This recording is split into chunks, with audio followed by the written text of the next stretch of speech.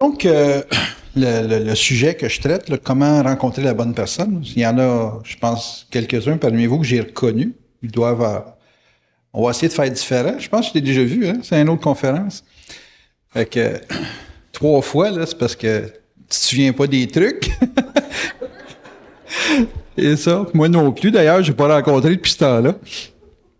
Mais ce qui est intéressant, c'est que quand on parle de rencontrer les gens, on parle de créer une amorce avec des personnes, dans le but, évidemment, de stabiliser l'échange et donner à ce dialogue, à l'échange qu'on a, une possibilité de donner une certaine permanence. Bon.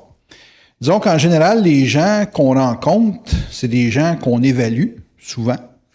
Il y en a qui font pas ça, évidemment, tu sais, c'est pas gentil, du jugement. Mais il reste quand même que par nature, les gens ont tendance à s'évaluer, un par rapport à l'autre. Je bouge beaucoup au début, là, puis je me fixe à un moment donné. Ça, c'est comme quand on rencontre les gens. On bouge beaucoup, on danse, puis on fait ça l'affaire. Puis à un moment donné, les gens se fixent. C'est là que ça se gâte. Dans le développement d'une rencontre, il faut faire l'autopsie d'une rencontre. On arrive avec notre petit paquet de ressources, de qualité. On arrive avec notre petit paquet de gêne et de timidité. Et puis vous n'êtes pas jeune, là. C'est pas 15 ans et moins, là. Avec notre petit paquet de mémoire qu'on a accumulé entre 15 et 30 ans US. Et on a une tension qui vient souvent de savoir si la personne va reconnaître nos qualités. Et puis si, dans ce qu'il va reconnaître comme qualité, il est intéressé à faire un échange et à donner, évidemment, une suite à l'échange en question. Et puis quand les personnes, évidemment, sont placées avec une certaine timidité à se mettre en échange avec les gens dans une rencontre, ben la timidité, c'est « il voit-tu que je suis gêné? Ça a-tu de l'air gêné, ce que je fais, ou quoi que ce soit? » Et puis là, ben, on spot le rejet. Là, c'est comme si on se disait, la relation que j'ai là, si la personne me rejette, je la floche. Je la t'offrerai pas. Puis l'autre pense la même affaire. Fait que vous êtes sur un terrain miné, là, tout de suite en commençant. C'est à moins d'avoir un sex appeal, là, mais vraiment, là, à la John Travolta pour les gars, puis les femmes, il y en a tellement des cute, là. Choisissez celui que vous voulez, celle que vous voulez. Mais ça reste que la confiance en soi qu'on a, ça joue beaucoup sur le phénomène de permanence. Parce qu'on est capable de supporter le rejet qu'on peut avoir à vivre avec les gens. Bon, quand on dit rejet, on dit sentiment très désagréable de ne pas être accepté dans nos qualités et puis dans notre présentation. Et puis dans ce sentiment d'avoir quelque chose à apporter à l'autre qui n'est pas nécessairement reçu spontanément. Si vous me demanderiez qu'est-ce qui est le plus important dans un échange, surtout quand on se rencontre, c'est la spontanéité. Les gens qui ne sont pas spontanés, ils perdent à peu près 90% des chances de faire bonne impression. Puis le 10% qui reste pour faire bonne impression, c'est d'être capable d'encaisser le coup du t'es-tu marié? T'as-tu de l'argent? T'es-tu autonome? T'es-tu ci? T'es-tu ça? Tu sais, quand tu passes moi j'appelle ça le checklist, là. Ben, quand tu passes le checklist, là, l'autre 10%, c'est d'être capable de prendre le coup négatif, la charge négative de la rencontre, qui est la zone d'évaluation. Parce que tout le monde se fait évaluer, ça c'est évident. Les gens ont de l'ego, puis de l'ego, ben, des fois c'est de l'égout, et puis ça donne une sensation très désagréable d'être dans une atmosphère de Gestapo, là, tu sais. Une interview assez... des fois, il y en a qui sont subtils, mais il y en a qui sont réellement gros gens par devant. Ça frappe fort, là, tu sais. Bon, fait que c'est sûr que si la spontanéité peut neutraliser en grande partie le caractère soupçonneux de la mémoire, parce que les gens, comme je vous l'ai dit, vous avez toute une mémoire qui est tantôt positive puis est tantôt négative. En général, si vous êtes seul à 30, 35, 40 ans montant, c'est parce que vous avez une mémoire négative. Il y a quelque chose qui s'est pas passé avant d'arriver à cet âge-là. Et puis cette mémoire négative-là, c'est ce qui pèse contre votre rencontre. C'est ce qui enclenche dans un sens cette sensation que vous jouez à roulette quand vous rentrez dans un échange. L'autre phénomène, qui est en dehors des 90-10%, là, la spontanéité étant le 90%, parce que les gens populaires dans vous allez sur les planchers de danse ou n'importe quoi, vous allez dans des zones de rencontre, vous allez remarquer que vous êtes attiré vers les gens qui sont spontanés. Si vous jouez la carte de la spontanéité, là, si vous pratiquez-vous chez vous, devant le miroir, vous dites « Salut! Comment ça va? » Ça, vous vous entraînez comme ça, puis vous rencontrez quelqu'un, faites-le pas aussi fort que ça, vraiment. Pas de micro, ça aide. Et puis, vous allez avoir des présentations qui vont être plus dynamiques. Puis, une personne qui a un premier bon effet dans les 5 premières minutes, retiens ça, toi, là. Sans doute, tu vas revenir une 4e fois. Et puis, si vous avez une bonne présentation dans les 5 premières minutes, ben là, je vous dis pas que vous allez vous marier, mais je vous dirais que vous avez une bonne chance de passer une bonne soirée. Ce qui est un bon départ. Mais si vous n'êtes pas spontané, puis que vous êtes assis sur votre chaise, là, puis vous checkez tout le monde, ils vont dire, c'était quoi ce gros-là là, dans le coin? Là? C'est un bodyguard pour le club, ça, là? Ça va donner une impression de surveillance, puis les gens n'aiment pas ça se sentir évalués. Pas en commençant. Avec le temps, peut-être, parce qu'il y a quelque chose qui s'amorce, c'est normal. Mais c'est comme vendre une auto. Il faut que la peinture soit pas pire, tu sais. Il faut que si tu mets la clé dedans puis tu le pars, surtout quand tu fais fret comme moins 15, moins 16, ça part. C'est spontané. Wow! Un bon Nissan, là. Et puis, quelque chose qui part mal, ça donne une mauvaise impression. Seriez-vous capable, vous autres, d'acheter une auto là, que vous allez chez un dealer, H. Grégoire, là, puis il part pas? Il aurait beau donner des bons prix, c'est comme, je sais pas, j'ai pas un bon feeling, tu sais. Bon, mais cet élément de spontanéité-là, c'est à développer. L'autre phénomène, comme je vous ai dit, c'est qu'une fois que la présentation semble se créer d'une façon positive, il faut absolument que ce que vous allez évaluer, ça ne fasse pas sentir de rejet. Ça, ce petit 10%-là, là, c'est ce qui fait que tu closes ou tu closes pas. Là. Et quand une personne arrive avec son gros bagage de mémoire, essayez de vous asseoir la première soirée puis rien raconter de votre passé. Rien. C'est quelque chose, là. Parce que le monde n'a plus rien à dire quand il n'est plus question de parler de leur mémoire. Demandez-leur le signe astrologique. Faites-leur parler de vos projets futurs de voyage en République dominicaine ou Cuba. Parlez de quelque chose qui s'en vient, mais parlez pas du passé. Premièrement, ça donne une petite vague de mystère. Puis le mystère en question, il n'est pas mauvais. Si quelqu'un n'est pas capable de stander votre mystère, il ne sera pas capable de vous stander dans la vie privée. T'sais, parce que dans la vie privée, il va en avoir bien des mystères. As-tu sorti les poubelles? Ça, c'est un mystère. Où t'étais? T'es pas venu souper? Ben, je travaillais. Ouais, ils me disent tout ça. C'est des mystères. Puis vous vous retrouvez avec beaucoup de choses. Tu te sens-tu malade? C'est un mystère. La personne ne le sait pas. Elle file drôle, mais c'est pas nécessairement malade. Fait que si vous êtes capable de composer avec un certain mystère a priori, ça vous donne aussi la chance de voir comment une personne vit dans le vide. Ça a l'air niaiseux, là, mais le vide, c'est pas sécurisant. Puis il faut beaucoup, beaucoup, beaucoup de capacité de faire face à l'insécurité pour vivre avec quelqu'un. Tu sais, y a-t-il quelqu'un qui est capable de dire, moi, je le marie, celui-là, ou on lâche le mariage, là, je le fréquente, celui-là, et puis dire, ça va durer 6 mois, 1 an, 2 ans, 5 ans. Il n'y a personne qui, à moins d'être astrologue, évidemment. Puis encore, je voudrais voir l'astrologue qui est capable de dater une relation. Ça serait drôle à voir ça. C'est pas datable. Tu n'es pas capable de donner une date à un départ arrêt. C'est impossible. Tu rentres dans une relation, puis tu te lances dans le vide. Donc, si une personne est capable de vivre avec le mystère de la relation, ce qui se passe, c'est juste les atomes crochus. Les atomes crochus, c'est « Ouais, je le sens bien, ce gars-là. Là. J'ai un feeling. Je le sens bien, cette femme-là. C'est un feeling. » Puis là, ça carbure au feeling. Là, la femme est sur son terrain, en plus. C'est son avantage, parce qu'elle a plus d'intuition qu'un homme. Et puis, le gars, il parle pas de ses gros chars, ses capes de roue, ses moteurs montés.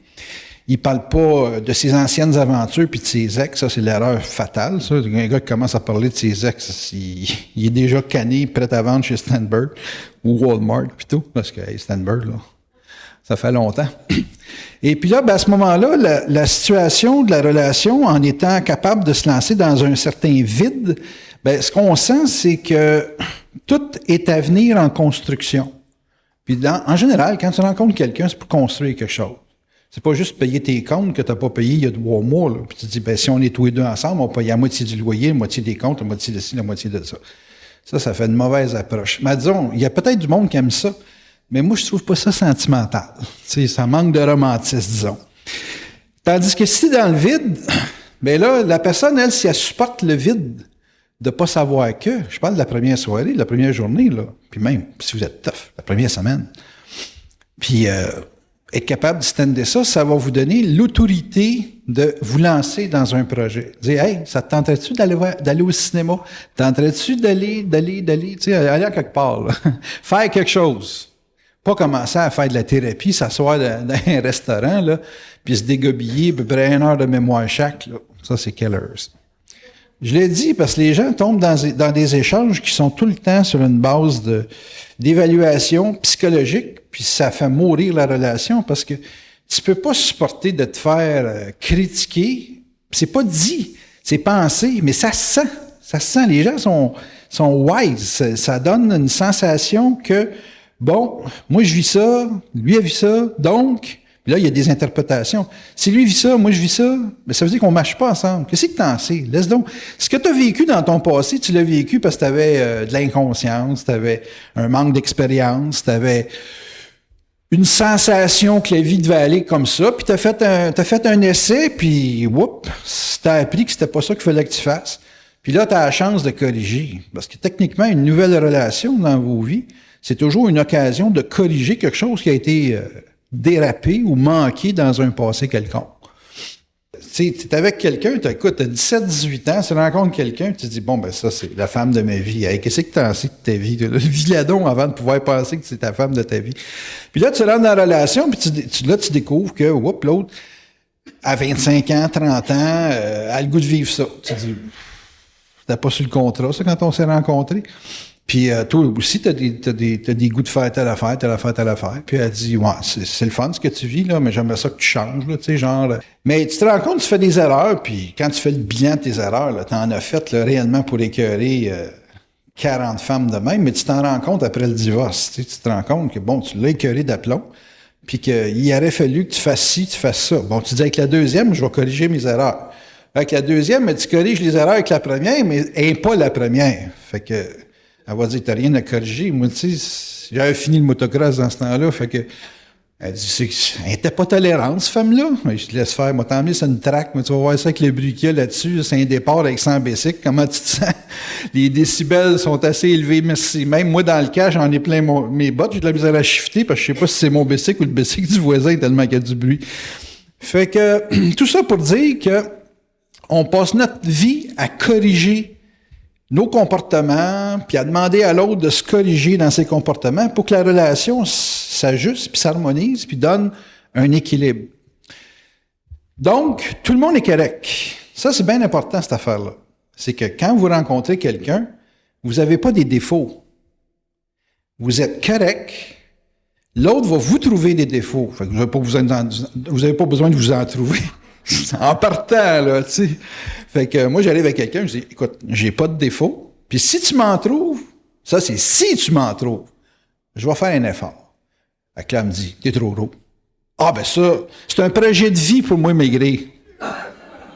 Je pense à ça tous les jours quand je me lève. C'est tellement pesant, j'ai toujours l'impression qu'il me faut un petit lift pour me sortir du lit. Fait que, tu vois, il n'y a pas de problème. T'avais juste à le demander. T'es mal habillé. C'est encore un projet de vie. C'est temporaire. J'attendais d'avoir une femme m'habiller comme il faut, parce que je veux m'habiller à son goût. Hein? C'est fin, ça, là. Tu t'habilles neutre, là, tu sais, comme ça, là. Ça, c'est neutre. C'est gris-vert, là, tu sais, puis... Là, la fille arrive, elle dit, t'es mal habillé. Ben, c'est une occasion d'aller magasiner. Puis tu me diras, qu'est-ce que t'aimes? Fais attention avec le rose, j'aime pas ça trop. T'as pas de défaut. L'autre t'en trouve. Bien important à ce point-là. Parce qu'il y a bien du monde qui sont gênés parce qu'ils arrivent, c'est un plancher de danse avec des défauts. Mais si l'autre te dit, tu sais pas danser, tu dis, ah, tu sais-tu toi? Elle dit oui, mieux que toi. C'est déjà une amélioration parce que tu vas améliorer ma vie aujourd'hui. C'est fantastique. Vous n'avez pas de défaut, elle vous en trouve une, puis vous êtes toujours willing de corriger. Ça, c'est signe positif. Puis la relation, à ce moment-là, se donne une chance d'avancer. C'est bien important, le phénomène de la construction. Vous rencontrez toujours une personne pour une raison. Moi, la première, c'était pour me supporter dans l'action. La deuxième, c'était pour me supporter dans la régénération. Puis la troisième, c'était pour faire la synthèse des deux premiers. Là, vous allez dire, c'est quoi le prochain? Ben, le prochain, je sais pas, là. J'attends d'être assez vieux pour être trop électrique. Ça va probablement aider. Mais ce qu'il faut bien comprendre, c'est que vous rencontrez toujours quelqu'un pour une raison. Ça, c'est important. J'ai par principe de considérer qu'une personne, c'est un événement. Vous rencontrez une personne dans votre vie pour vous faire vivre des affaires que vous n'avez pas réglées avec votre mère, votre père, votre famille. Bon, ça, c'est inévitable, ça, là. Ça fait partie de votre karma, de votre programmation. Puis c'est nécessaire, quand vous êtes dans un échange avec une personne, de voir vraiment qu'est-ce qu'elle vous emmène comme message. C'est comme si chaque être humain sur la planète vous emmène une lettre. C'est comme si chaque être humain sur la planète vous emmène une lettre à lire. Puis il y a des gens qui sont plus importants que d'autres. Toute personne qu'on a dans notre vie qui augmente notre sécurité, tout ce qui nous permet d'être plus en force, d'avoir plus de certitude, même si la personne est négative dans notre vie, tu sais, qu'elle nous oppose, c'est toujours bon. Une personne qui est là pour... Il y en a qui sont venus au monde pour nous casser les pieds. Et puis ils font très bien, d'ailleurs. Ils ont le tour. Et puis ces gens-là, ben, ils développent en nous une puissance, un impact, une élimination du doute qui assaille littéralement tout le monde. Et puis, pour éliminer le doute, ben, il ne faut pas que vous ayez quelqu'un qui est toujours d'accord avec vous. Il faut quelque chose qui vous affronte un petit peu. Bon, fait que si tout le monde que vous rencontrez qui a une certaine valeur dans votre vie, dans le sens qu'ils sont soit des oppositions créatives ou des gens qui renforcent votre appréciation personnelle, ben, c'est évident qu'il y a une construction à faire dans une expérience ou dans un événement quelconque. C'est pour ça que je dis, si je rencontre quelqu'un, c'est bien important de comprendre que c'est un événement dans votre vie. Puis que cette personne-là qui est un événement, ben c'est sûr qu'elle a une personnalité, elle a une famille qui l'a éduquée d'une certaine façon, elle a des projets d'avenir qui sont X bebelles, X expériences, et puis qu'elle va vous communiquer ses états d'âme à travers son propre expérience personnelle, puis elle va demander de mêler votre volonté, votre contenance des événements futurs avec la sienne. Si vous refusez l'événement, ça ne veut pas dire que l'événement ne se représentera pas. Puis quand je dis si vous refusez l'événement, j'entends que si vous refusez la personne qui vous amène la petite lettre à lire, qui a un petit message à vous envoyer, si vous le refusez, il y a une autre personne qui va vous le représenter, parce que vous devez lire la fameuse lettre en question. La lettre étant un symbole, là, c'est évident, là, parce que là, si le monde cherche le facteur demain. Fait que si une personne est un événement, ça veut dire que quand vous êtes en contact avec, vous ne savez pas exactement qu'est-ce qu'elle va vous donner comme message, parce que souvent, en général, les gens ne se connaissent pas bien. Tu sais, on vit notre vie, là, puis si on est capable de payer nos comptes, manger, puis dormir, puis travailler, puis trouver un job, quand il y en a qui n'ont pas. Bien, en général, on vit cette vie-là, puis c'est comme, on attend pour mourir, puis on souhaite de ne pas être malade. C'est plus profond que ça, la vie. Il y a une psychologie, tu sais, à aller chercher. Puis la psychologie, c'est comprendre l'échange, comprendre pourquoi on est obligé de se mettre en interaction avec les gens. Il y en a que, bon, c'est sûr que c'est les instincts. L'instinct, ça peut être les passions profondes, le sexe. Il y en a d'autres que c'est carrément l'appât du gain, l'argent, la finance qui travaille jour et nuit. Il y en a qui sont work alcooliques. Fait qu'il faut qu'ils travaillent tout le temps. Sont pas capables de s'arrêter. Il y en a des moineaux dans mon genre qui passent une partie de leur vie à vouloir sauver le monde, puis qui se rendent compte que le monde se sauve tout seul ou se sauve de lui. Et puis...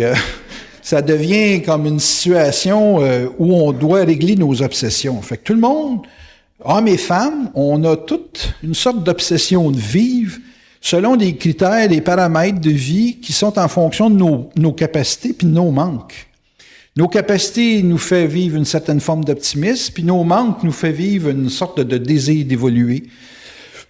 Pour certains, j'entends, parce que c'est pas pour tout le monde, mais un désir d'améliorer sa vie, du moins sur le plan social, dans les échanges, puis c'est sûr au niveau financier, puis au niveau des rapports d'affectivité, puis d'enveloppe personnelle.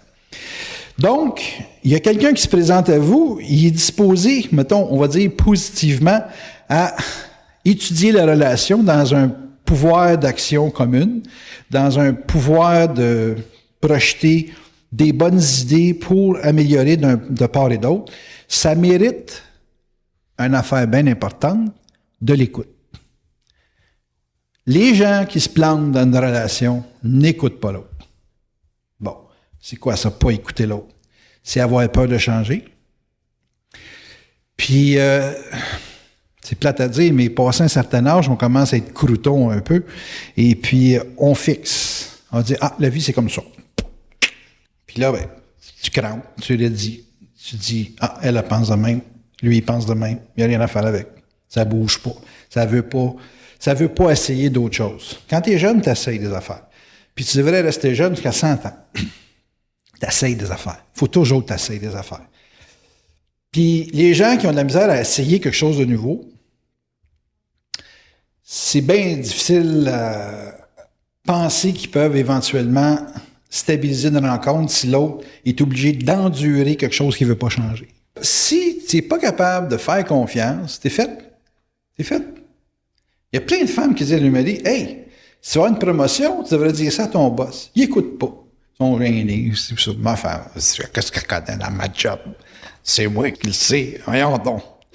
Puis là, elle avait raison. Oups, là, ça vient de shaker son arbre, là. Puis là, une semaine, un mois, 2 mois après, tu devrais faire ça. Voyons donc. Puis voyons donc. Puis à un moment donné, voyons donc. La femme m'a dit pas un mot. T'écoutes pas. T'écoutes pas. Elle dit, moi, les forts. Tu sais, fait que la structure de l'écoute, c'est toujours l'affaire d'avoir raison. Quelqu'un qui sort pas de sa raison, c'est un dinosaure. Il fige. Puis quelqu'un qui sort de sa raison, puis dit, bon, toi, t'as une spécialité, je t'écoute. J'ai appris quelque chose. Mais il faut que tu sois ouvert. Fait que vous rentrez dans une rencontre, puis il y a un événement, la personne va vous placer dans des rapports nouveaux, puis il faut que vous soyez ouvert à la nouveauté et non pas à la stabilité fixée, cristallisée. Il faut que vous ayez quelque chose de nouveau et puis que vous soyez assez intelligent pour favoriser à cet échange-là une dynamique qui favorise les deux parties. Vous, il ne faut pas que ça vous frustre de rentrer dans la relation, à faire de l'adaptation. Puis il faut que l'autre, il trouve un plaisir certain à vous tourner. Tu sais. Fait que quand vous rencontrez quelqu'un, même si c'est juste des amis, puis que vous êtes ouvert à ce qui influence votre vie, mais pas trop, pour qu'il y en a que c'est carrément, ils vont décider votre vie à votre place, il ne faut pas charrier. Il faut que vous ayez assez de force pour pas trop vous laisser prendre en charge. Là. Mais prendre des suggestions qui vont améliorer votre dynamique, là, à ce moment-là, vous avez le mental qu'il faut pour créer un échange qui est constructif à long terme. C'est quoi du long terme? Du long terme, c'est une volonté réveillée. Quand je dis réveillée, c'est-à-dire qu'il est toujours apte à s'adapter à des transformations pour toujours se garder dynamique dans ses rapports avec les autres. En d'autres termes, impossible de garder une relation qui est statique. Et si vous avez des rapports dynamiques avec les gens, ça veut dire que vous allez toujours chercher à vous améliorer avec eux autres, à vous servir d'eux autres pour vous améliorer, puis à laisser l'autre se servir de vous pour s'améliorer, puis donner aussi à l'autre une crédibilité pour qu'il ait toujours confiance dans ce qu'il vous affirme. Il y a un temps là, dans une relation, quand tu te développes avec quelqu'un, où l'autre veut se faire les dents sur votre viande à vous. Puis là, c'est comme, il faut être capable de composer avec le fait que pour que l'autre se donne de la confiance, il faut qu'il vous challenge un petit peu. Moi, c'est comme ça que j'ai sauté ma première relation. J'ai pas accepté ça, que l'autre me challenge. J'ai dit, t'es bien smart, je suis bien smart, on est trop smart pour rester ensemble. Fait que ça serait smart qu'on se sépare. Elle était bien d'accord. Puis des fois, on se rend compte, puis on fait attention pour ne pas être trop smart, là, hein? Puis elle dit, ouais, c'est correct. Puis des fois, on a besoin d'un arbitre parce qu'on se repogne encore. Fait que pendant un certain temps, la relation, la survie nous obligeait tellement à se battre vers l'extérieur que le combat, il n'était pas entre les deux, il était vers l'extérieur. Mais il arrive un stage, des fois, là, que dans un rapport de couple, le combat, il se fait à l'intérieur. Puis t'as beau avoir de l'écoute pour l'autre, puis l'autre de l'écoute pour toi. Il y a comme un challenge qui veut toujours installer un rapport de dominant-dominé. Puis ça, c'est dangereux. Ça vous fait sauter une relation, c'est pas trop long. Bon. Est-ce que vous pouvez le voir au début? Parce qu'on vient toujours à comment rencontrer la bonne personne. C'est ça? La bonne ou une bonne personne? En tout cas, la bonne ou la mauvaise, mais c'est bien important le comment on rencontre. Puis la lecture de quelque chose à trouble à long terme, c'est le rapport de force. Où est-ce qu'ils s'installent les rapports de force dans un rapport de rencontre? Ils s'installent dans la capacité de mettre en mouvement une direction.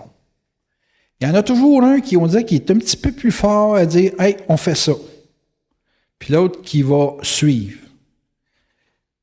Celui qui suit, il n'aime pas se sentir suiveux. OK? On allume là-dessus. Il y a du monde qui ont l'air à se faire prendre en charge, mais c'est juste un front, ça, là. C'est pas réel. Donc, il s'enligne sur la direction de l'autre, puis c'est un peu comme pour dire, on va voir qu'est-ce qu'il est capable de faire. Puis là, quand il semble que l'autre est réellement engagé dans l'action, là, il dit, c'est à mon tour.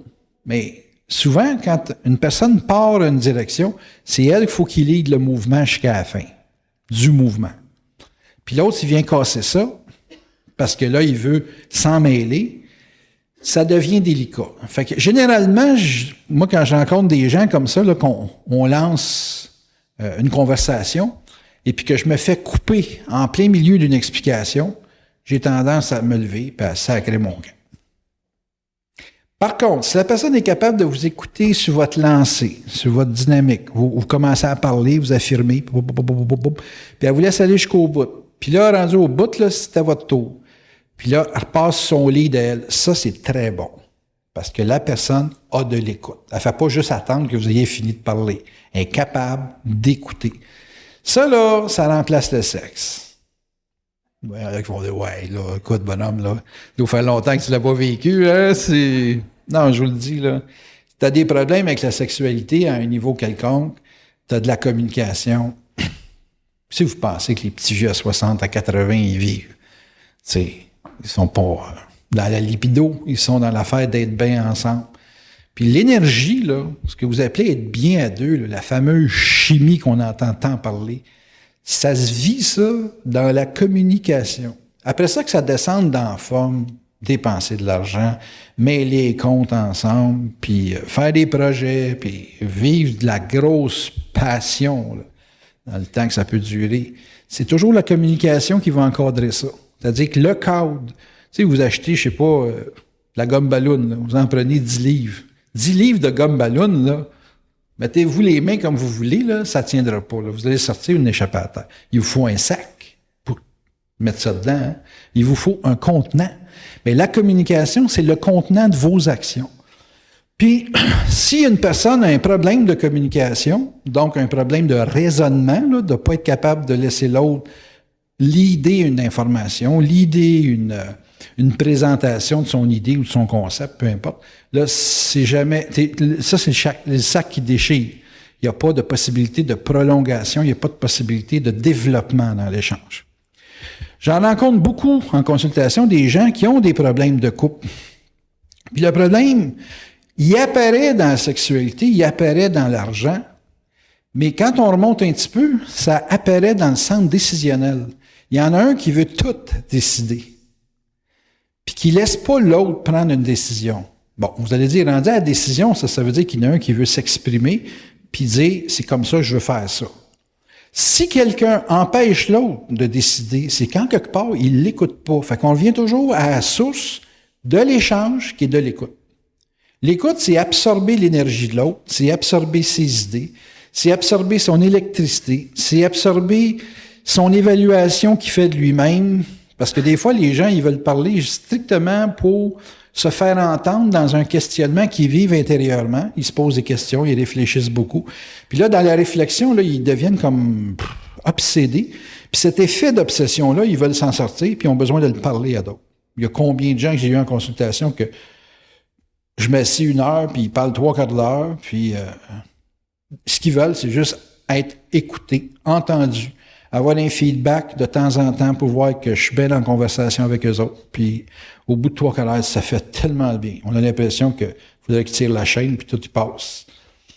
Parce que c'est un flush. Il flush une tension de réflexion. C'est de la grosse réflexion qui doit se libérer. Dans une rencontre, une personne qui n'a pas d'écoute, donc qui coupe votre conversation en plein milieu de ce que vous parlez, ça, c'est un symptôme de tension éventuelle sur une guerre de raison. Je vous donne des trucs. Tu les enregistres. C'est ça va être 4 fois. Fait que, là, on a fait le tour de pas mal d'affaires. Là. Une personne, c'est un événement, il faut être spontané, il faut faire bien attention pour ne pas tomber dans le jeu de la mémoire en se rencontrant, donc en tombant pas dans le jugement et l'évaluation. Là, on va différencier les femmes des hommes. Bon, une femme, physiquement, c'est différent, puis curieusement, c'est différent aussi psychologiquement d'un homme. Une femme, elle vient au monde avec 3-4 000 ans de conditionnement. OK? On est d'accord là-dessus? 3-4 000 ans de conditionnement. C'est quoi le conditionnement que la femme a à vivre? La prise en charge. Parce que dans le temps des grosses messieurs où le gars allait chasser le dinosaure, quand la femme est enceinte, il fallait qu'elle reste au home parce qu'elle était vulnérable pour les événements des animaux féroces qui pouvaient la bouffer tout rond. Puis le gars avait la fonction extérieure de protéger le nid. OK? Vous avez dit, je remonte loin, là. Mais il faut partir du début. Puis jusqu'à les années 40, 50, l'homme avait toujours la fonction de pourvoyeur, puis la femme, d'élément régénérateur, donc de gardienne de la famille, puis de l'équilibre. Ça a changé beaucoup dans les années 50. La femme s'est dit, moi, je voudrais participer un petit peu plus au pouvoir décisionnel. Je voudrais avoir un traitement différent. Si vous vous souvenez plus de comment ça se passait, elle est en Irak, elle est en Afghanistan, elle est dans les pays arabes. Vous allez voir que ça, c'est ce qui, nous autres, on vivait en 1800, puis que les autres, ils vivent encore.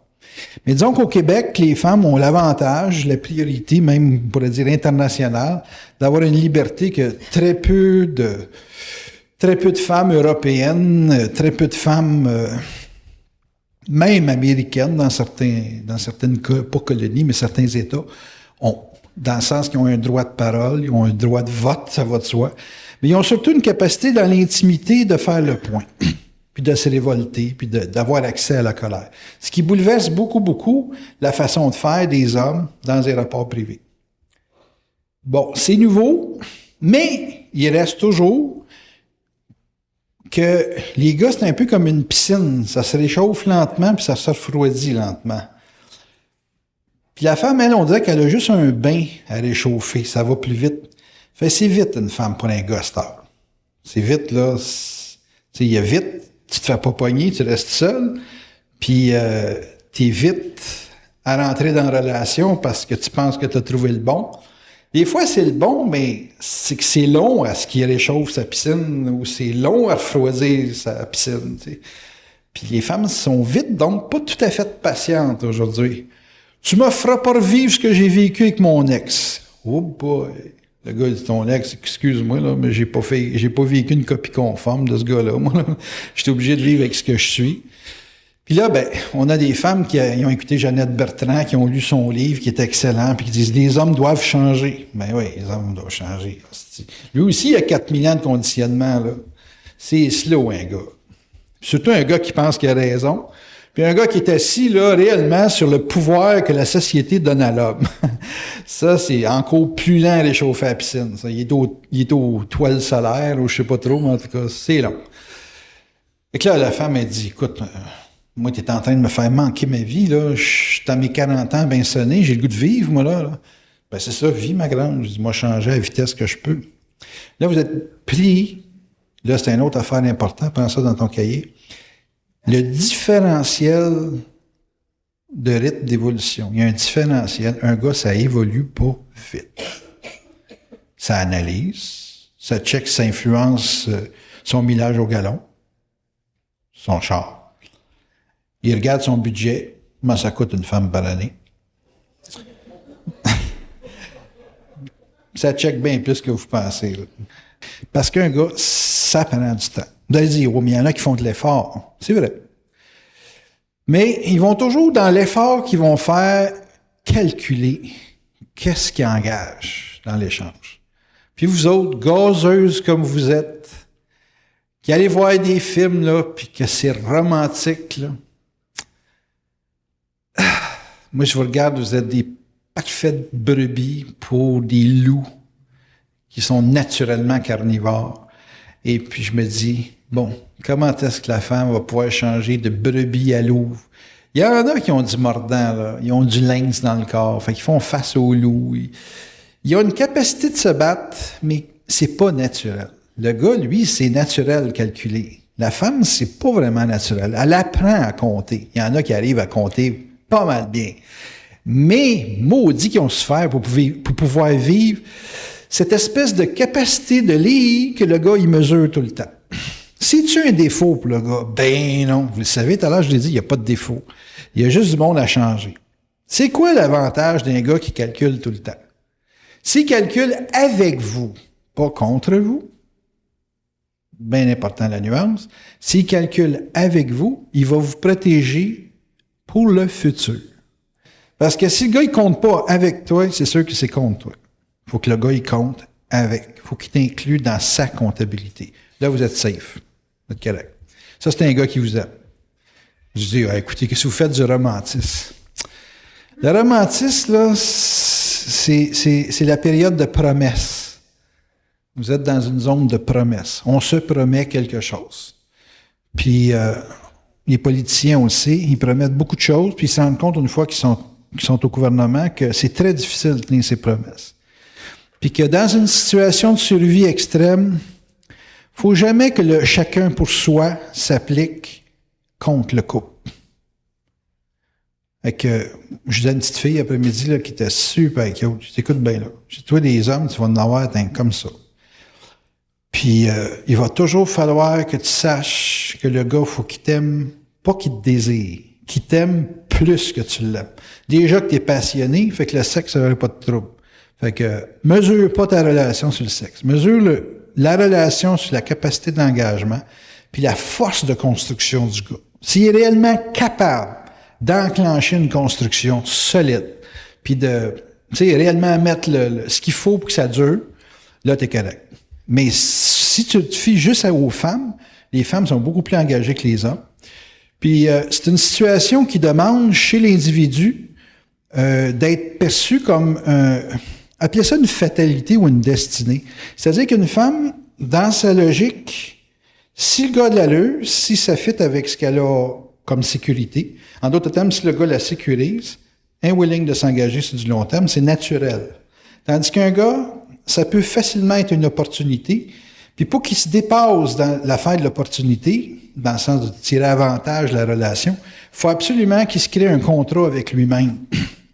Puis le contrat avec lui-même, il faut qu'il soit basé sur une très, très, très forte motivation. Puis oubliez pas, là, c'est pas des gars qui sont méchants, là. On parle de bons gars. Des bons gars, ils ont besoin de se faire un contrat avec eux-mêmes pour garder une situation d'engagement à long terme. Pourquoi je dis ça? C'est parce que un couple, ça se teste dans la crise. Ça se teste pas quand ça va bien, là. Tu te rends compte, t'as 20 ans, t'es cute ces deux bords, t'es bien habillé, t'es ci, t'es ça, t'as des espoirs. Ça va bien. Mais il arrive un moment donné, la femme tombe malade, ou le gars tombe malade, puis il faut, là, vouloir à deux encore. Puis vouloir à deux, c'est pas évident, là. Tu viens pas au monde à vouloir à deux. Tu viens au monde à vouloir pour toi. Fait que tout le monde naît égocentrique. Femme ou homme, on est tout seul quand on vit au monde. On a nos parents, c'est sûr, mais l'état de dépendance qu'on a, on cherche à s'en libérer toute notre vie. Ça veut dire qu'à rendu à 17, 18, 19 ans, tout est pensé pour se sortir de la dépendance. Donc, un couple, en principe, c'est une forme de dépendance, ou bien c'est perçu comme une construction. Tu ne dépends pas de l'autre parce qu'on peut vivre seul. Ça se fait. D'ailleurs, c'était ma question quand j'ai sorti de mes 3 relations, bout à bout, pas ensemble, évidemment. C'est pas vivable. 3 de fil. Là. Puis, c'était, je vais-tu dépendre du couple? Puis là, plusieurs années plus tard, je dis non, on ne dépend pas de quelqu'un. Mais on a besoin de quelqu'un. On a besoin de la présence de quelqu'un, puis on a besoin, pour se construire, d'une sorte de dialogue, d'échange qui permette de se voir à travers les yeux d'un autre. Parce que se voir à partir d'une réflexion, c'est pas assez.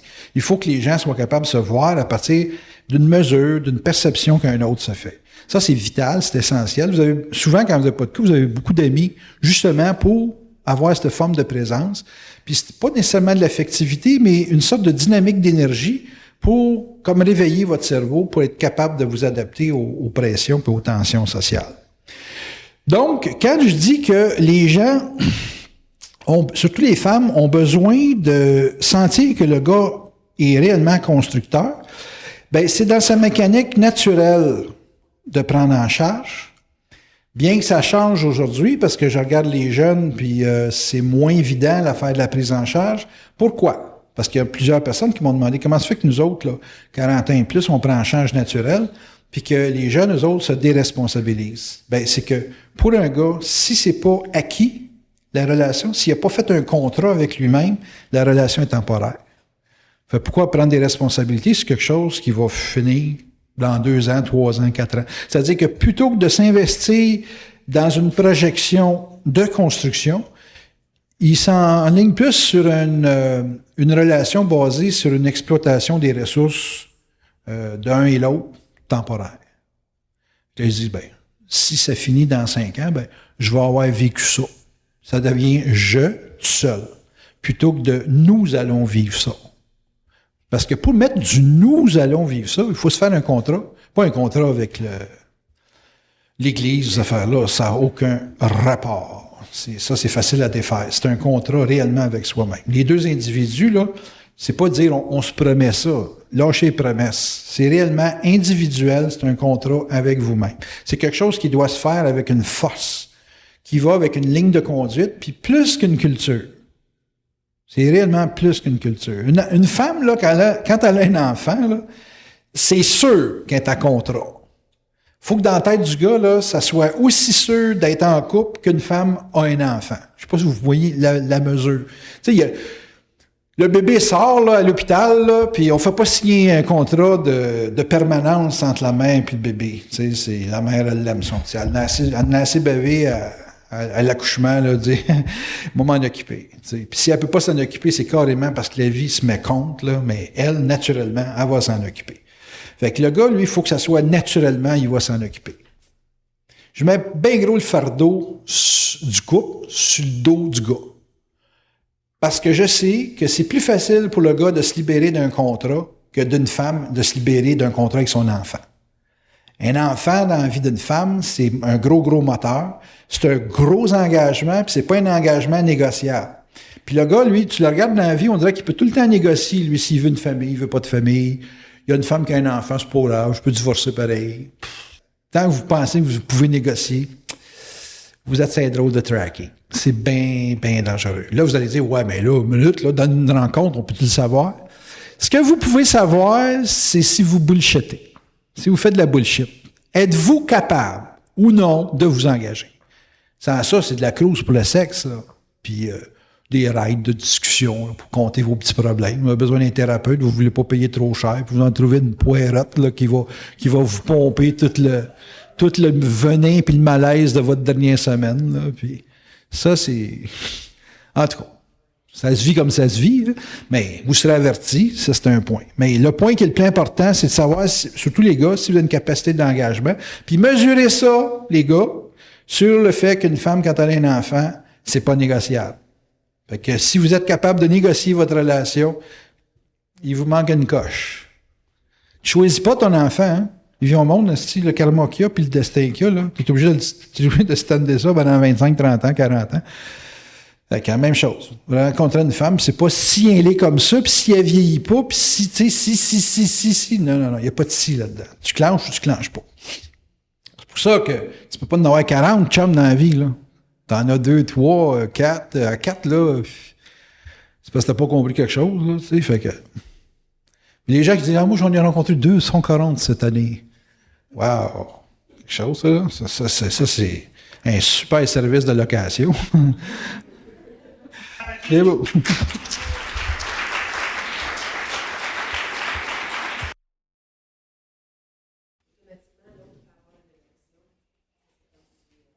C'est vrai que les gens ne sont pas habitués à s'engager aujourd'hui. Ouais, ça, je comprends ça. Mais je comprends que dans la vie, c'est une somme incroyable de petits contrats qu'on fait pendant des années. C'est plein de choses dans la vie dans lesquelles vous vous engagez pour le travail. Vous vous engagez souvent à Noël d'être là chez vos parents, au moins pour 1 heure. Vous vous engagez sur une multitude de choses dans la vie. Je vois pas pourquoi qu'une relation, ça serait plus compliqué.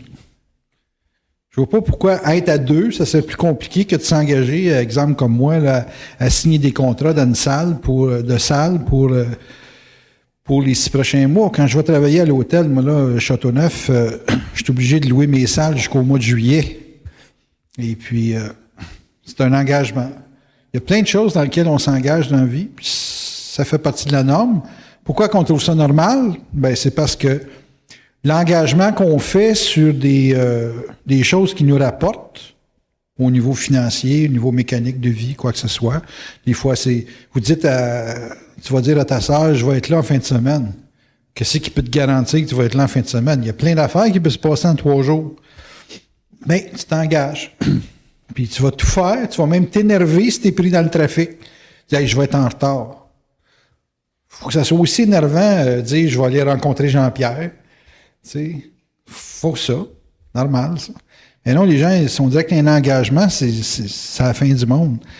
Pourquoi? Parce que, bon, ils sont pas engagés. Ça, là, m'a dit, moi, si j'aurais un doute que c'est la bonne personne, que c'est pas la bonne personne, je le dirais à l'autre. Écoute, je pense pas que tu es la bonne personne. Ça se dit, ça? Puis l'autre, il part à pleurer. T'es vraiment pas la bonne personne.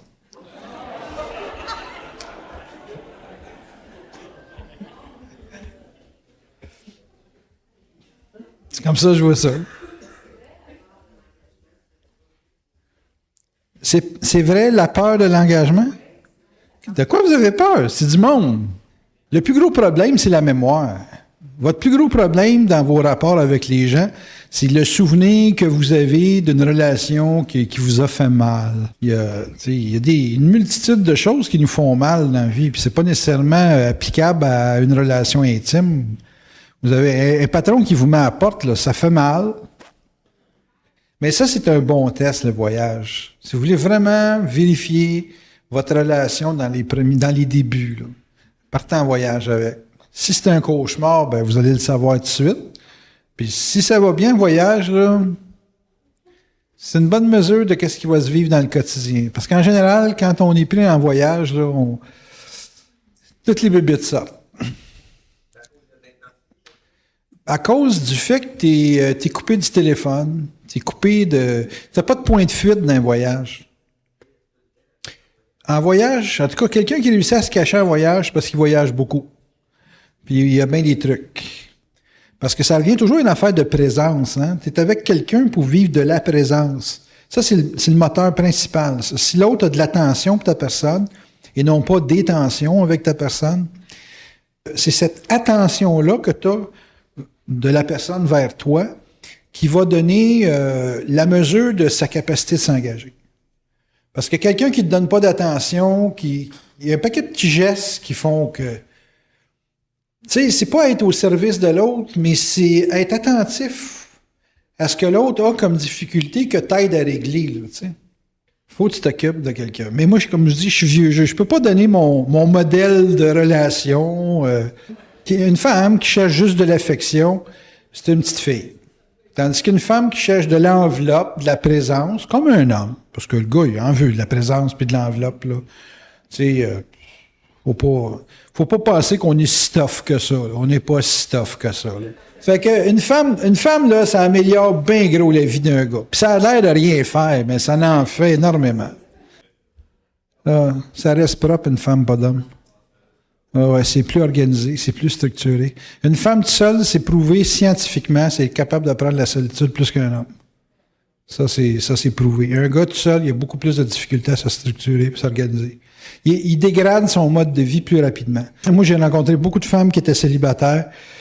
Je parle pas en vie privée, là, mais je parle en consultation. Là, puis c'est des femmes qui ont un sens très, très, très profond de l'ambiance. Ils savent se créer des ambiances de vie qui dégradent pas leur équilibre de vie. C'est pas rare de voir des femmes qui ont des petits jobs là, à 15-20 000 par année, là, et puis que tu vas chez eux ou tu rentres dans leur vie personnelle, là, puis ils ont un excellent mode de vie. Excellent mode de vie. C'est des femmes qui restent équilibrées dans leur intimité, puis ces choses-là. Ils veulent un homme, mais ils sont capables de composer avec leur solitude. Je parle au niveau de la forme, au niveau de la structure, d'une façon plus équilibrée. La femme, elle reste plus organisée. Beaucoup plus organisée. Le gars, lui, il est tellement axé sur l'extérieur, il est tellement axé sur une certaine performance de vie qu'il néglige ça. Moi, ça m'a pris des années avant de revenir à me structurer à l'interne, là. D'ailleurs, j'ai rentré des chats pour me garder à la maison parce que si j'avais pas de quoi pour me dire il faut que tu retournes à la maison, la litière est pleine, là, j'aurais peut-être parti sur des goûts d'une semaine, des affaires de même, là. C'est plus nomade un gars là, quand il se ramasse tout seul. C'est pas un défaut, là. Nous autres, on n'a pas un défaut. On a juste des choses à changer, là. Mais le point que je veux faire, c'est qu'une femme, faut que tu sois disponible. Et que là, disponible, en voulant dire, si tu pars 2 semaines en voyage, faut que tu penses que tu es avec elle, faut pas que tu passes à la job. Non, j'ai pas dit que l'homme avait de la misère à s'engager. J'ai dit qu'aujourd'hui, les hommes, faut qu'ils fassent un contrat avec eux-mêmes pour réellement s'enclencher dans une relation. C'est pas une affaire de promettre à une femme quelque chose. Tu peux pas promettre à quelqu'un quelque chose. Faut que tu fasses un contrat avec toi-même. C'est très égocentrique, un homme. Moi, je suis un homme, je connais la femme, c'est à la pointe de mes doigts, et je sais profondément que je suis égocentrique. Totalement égocentrique. Moi, exemple, je te donne un exemple, là. Une femme, dans ma vie, il faut que je sois capable de la gâter. Même si elle me dit non, non, non, non, ta présence suffit, je ne crois pas à ça. Faut que je sois capable de faire vivre une vie là, qui réellement là, qui n'a pas de stress de survie. Si je suis pas capable de faire ça, je fais pas de contrat avec moi-même. Ça, moi, c'est ma façon d'être honnête, là. J'ai pas dit que les hommes d'aujourd'hui étaient comme ça. J'ai dit, les hommes, pour qu'une femme puisse se fier dessus, faut qu'elle soit avec un gars qui est capable de faire un contrat avec lui-même, pour s'engager. Faut pas que le gars, il dise à la femme, je te promets que je vais être de même. Ça marche pas, ça. C'est sûr. C'est sûr, c'est sûr. Parce que sans ça tombe dans l'opportunisme, là. Parce que, tu sais, je pourrais vous en présenter plein de bons gars. Mais si le gars, il allume pas, là, même si je sais que ce gars-là, il est honnête, il est si, toutes les qualités que vous voulez, là. Parce qu'il y en a plein de femmes qui rencontrent des gars qui ont plein de bonnes qualités. Mais le gars, il fait pas le contrat avec lui-même. Il va juste faire des promesses. Ça fait pas 2 ans, ça, là. Puis, tu sais, des fois, je me dis, je pourrais partir à une agence de rencontre. J'ai tous les gadgets électroniques pour faire les calculs entre telle affaire qui va faire que telle affaire va bien marcher avec telle affaire. J'ai des logiciels de compatibilité que j'ai faits, là. C'est merveilleux. Tu peux pas te tromper avec ça. Puis la game n'est pas là-dedans. Parce que j'en ai essayé de matcher du monde ensemble. J'ai même essayé de me matcher avec ma machine. Puis fuck! Faut que ça punch en dedans, là. Faut que tu dises, ouais, j'y vais, là. Puis si t'es pas capable de dire, oui, j'y vais, ben... Tu sais, tu rencontres un gars, mettons, qui a 15 ans plus jeune que toi. Il vit une famille. Toi, t'es à l'âge de penser à la retraite. Tu te dis, bon, ben, je sais pas, là, je rendrai pas service si je reste avec. Mais il est fin. Garde-les comme ami. Il y a plein de monde qu'on flush parce qu'on ne peut pas les avoir, les posséder, les contrôler. Mais c'est plein de monde qu'on pourrait garder dans nos vies pour avoir des bons échanges, des bonnes relations. Moi, il y a plein de femmes avec lesquelles je m'entends super bien. C'est un coup de téléphone, même à 2 heures du matin, on va aller prendre un café. Mais là, les gens, ils veulent avoir le contrôle. Je te possède, je te mange, je te digère. Mais je te chie aussi, tu sais. Moi, je trouve que vous en demandez trop d'une personne qui est dans une période, si tu veux, des fois d'intégration ou d'ajustement. Tu sais, il y a tellement de monde qui ont des problèmes de survie au niveau financier, là, puis qu'ils ont toutes les misères du monde à rester sa job parce que c'est dur avec le patron, c'est dur dans le milieu de travail, surtout s'ils sont dans le textile, là, les Chinois leur rentrent dans le corps. Fait que, là, à un moment donné, tu arrives, puis là, il faudrait encore que tu t'occupes du problème de « je vais-tu matcher avec lui? » Hey, minute, là. Le gars, il match pas, that's it. Là, il va arriver sur la job, puis là, les filles vont tout bien trop difficile. Je pars toujours du principe que c'est le gars qui est responsable du couple. Il n'y a pas une femme qui peut faire un couple en voulant aimer pour deux. Oublie ça, là. Tu vas vivre une torture de rejet épouvantable, là. Mais c'est pas une femme qui fait le couple, c'est le gars qui fait le couple. Une femme là qui s'acharne à garder un homme là parce qu'elle vit de la possessivité puis ci puis ça là, elle se fait souffrir beaucoup. Puis elle devient très agressive, très amère. Elle passe d'une belle lèvre sensuelle à une lèvre de mince là. C'est ça. Acharnez-vous pas. Un gars veut pas, il veut pas. Puis s'il veut pas, ben tu sais, je comprends que vous avez besoin de vivre votre romance, là, mais allez voir des films à la place. Le rejet, là, tu t'habitues pas à ça. C'est comme, moi, je fais de la bourse avec ben de mes chums, là, comme lui, là, on fait de la bourse, puis on s'habitue pas à perdre. Tu sais, 2 ans, 3 ans plus tard, tu vis une perte de 2 000 à 3 000 piastres, ça fait toujours mal. Il y a pas de, tu te cuirasses pas contre la perte, tu te cuirasses pas contre le rejet. Tu apprends à composer avec. Tu apprends à développer une psychologie pour composer avec. Mais le rejet, je vous le dis tout de suite, c'est une affaire de contenance. Quelqu'un qui vous contient pas, il va vous rejeter, ça c'est automatique. Faire un contrat avec soi-même, c'est comme dire, peu importe ce qui va arriver, je vais rester au bas. Je vais rester engagé.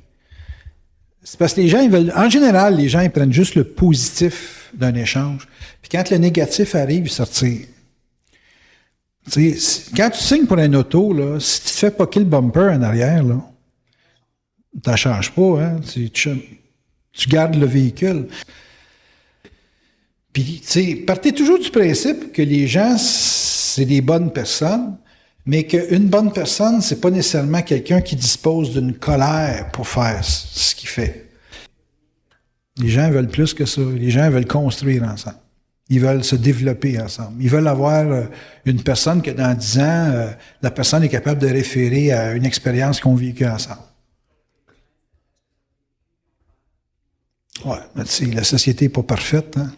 Donc, moi, je ne juge pas une société. Je regarde ce que je peux faire pour l'améliorer. Parce que si on passe son temps à regarder les problèmes, ben, on ne met pas notre mental en focus sur la solution. Oh, ça, je le dis, là, mais je vais te donner un système parfait à la bourse, m'a dit, va l'appliquer pour le fun. Tu vas voir que c'est l'application qui est le problème. Hein. C'est facile les mots, là, mais quand tu arrives dans le jus, là, ça dit que c'est du travail au quotidien, ça là. Du monde qui joue bien au tennis, on peut en trouver, mais du monde qui sont professionnels, ça, c'est une autre affaire. Pour un couple, quand tu rentres en couple, il faut que tu sois professionnel. Sinon, tu es en exploration tout le temps. Fait que comme tu viens pas au monde professionnel du couple, c'est sûr que ta première relation, c'est une relation qui va être difficile parce que tu vas tout apprendre dedans. OK? Puis, des fois, il en faut plus qu'une. Mais tu sais, on part du principe que les gens n'ont pas trop de relations, là. Puis, c'est sûr qu'une première relation, c'est une grosse école. Puis, des fois, la deuxième, la troisième. Mais il y a une chose qui est certaine, si vous êtes capable de prendre le fait de vous former ensemble, puis après ça, de vous donner confiance que quand ça va cogner dur, vous allez prendre le temps de vous expliquer, puis de vous ajuster, puis c'est puis ça. Donc, moi, j'ai eu beaucoup de cas de relations où ils ont eu des aventures. Mais tu sais, ils avaient commencé ensemble à 17-18 ans, puis il y a toujours l'affaire de voir si le gazon vert du voisin, ça serait pas meilleur que le sien. Bon, ben, tout le monde vit ça, puis là, à un moment donné, l'autre, il dit, souci d'honnêteté, il dit ça à sa femme, ou sa femme dit ça à son chum, puis là c'est une bombe souterraine, là, tu sais, qui fait un champignon par en dedans.